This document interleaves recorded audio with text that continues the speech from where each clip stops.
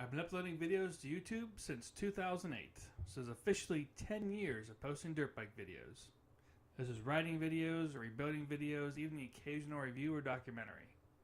I'm going to try something new now, and that is I'm going to try an actual schedule. We'll see how it goes and if I need to expand it or shorten it. The initial schedule I'm going to attempt is new videos every Sunday and Wednesday night at 10 p.m. Pacific Standard Time.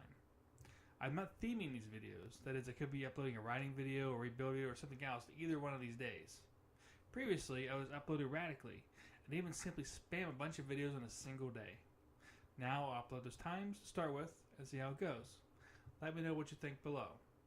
I may change those times because I didn't choose them based on their performance ratings, but instead I chose them just based on my own time and what I could accomplish. The next thing is that after 10 years, I decided to change my logo.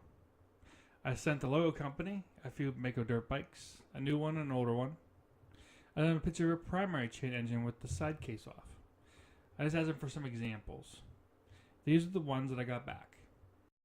They kept the wrench in the primary chain engine, but since I didn't choose it, I didn't correct it. Instead, I chose the one with the tire marks, but I asked that they remove the tire marks and add a jumping motorcycle. And they also add red to the guy on the motorcycle for Maicos. I also thought to remove the mountains, since it may be cliche, and have trees added instead. They sent back this design, which they kept the mountains and they added the trees, but looks pretty good, and so I'm going with this design. I realize that trees and mountains are fairly cliche. It's not like there's 100 other companies that already use this type of logo, but what other land masses really represent dirt biking?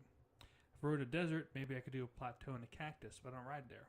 I ride in the woods, in the mountains. So this makes sense. So this will be my new logo.